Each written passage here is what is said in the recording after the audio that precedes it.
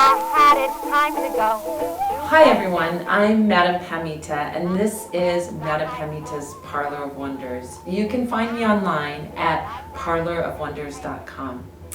Well, in this episode I'm going to be showing you how to make an altar, and in particular how to make an altar for drawing money, abundance, and prosperity. When you're making an altar for prosperity, you want to use a green candle or a gold candle. I like to have also dishes with money on them. Having what I call magical money on your altar is very, very good. When I talk about magical money, what do I mean? Well, one of the very easy and traditional kinds of magical money used in magic is having one coin of each denomination. You can have a penny, a nickel, dime, and a quarter, and that's a very, very easy way to add some magical money to your altar. But you can even go deeper than that. Some of the kinds of magical money I like to put on my altar, for example, would be money that I find on the street. If I find pennies or coins on the street or even dollar bills on the street, I take them and I put them on my prosperity altar because they are money that I've received for free. You might want to add some other vegetable matter to your other herbs and other vegetation to your altar to bring that growth and to bring that prosperity. Some of the herbs that are very good for doing that are herbs like alfalfa.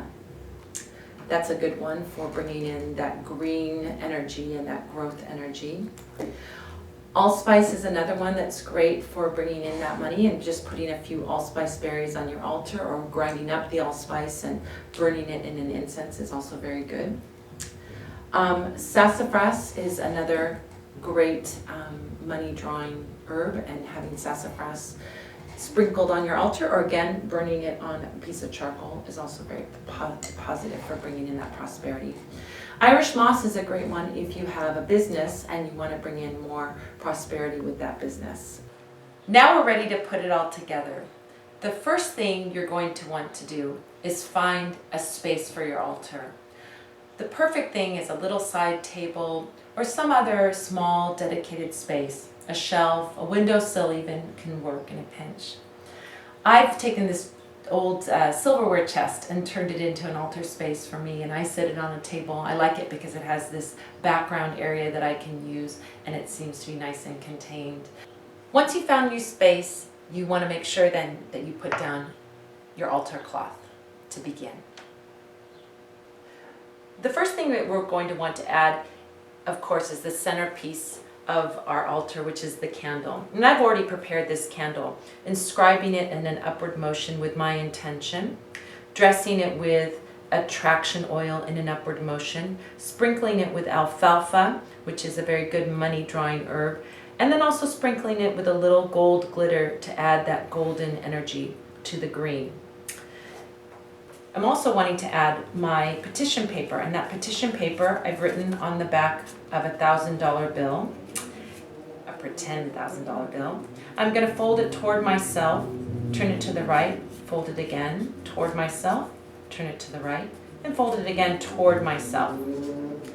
I can place that underneath the candle, inside the candle holder, or underneath the candle holder itself. Now we're ready to add the larger talismans, the pyrite, the High John the Conqueror root, the dragon's blood chunk, and the lodestone. Next we can add 7 allspice berries. Put those around. Allspice is a great herb for drawing in money. And place those 7 berries with that lucky number 7 around our candle to magnify that prosperity energy. Now we're ready to add some of the other things, such as our dish of magical money, our magical stones that clear and draw the energy of prosperity, lucky talismans,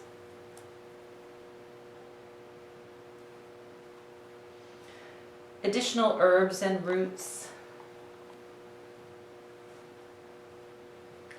And then finally, any pictures of what it is that you want that money for, images of prosperity, or things like tarot cards. Now we've created a beautiful altar, and all we have to do is light the candle, set off our intention, and let that candle burn while you're at home and while you're awake. As with any candle, you want to snuff it out when you're not awake or you're not at home for safety, and then relight it when you come back home again. You can burn some incense on your altar, either burning herbs such as alfalfa, allspice, sassafras, and so on a piece of charcoal on your altar, and of course light your candle to bring in that prosperity. I'm Madame Pamita, and this is Madame Pamita's Parlor of Wonders. You can find me online at parlorofwonders.com. Grab your hat, it's time to go to Madame Pamita's show. Come to where the high-toned people meet. Now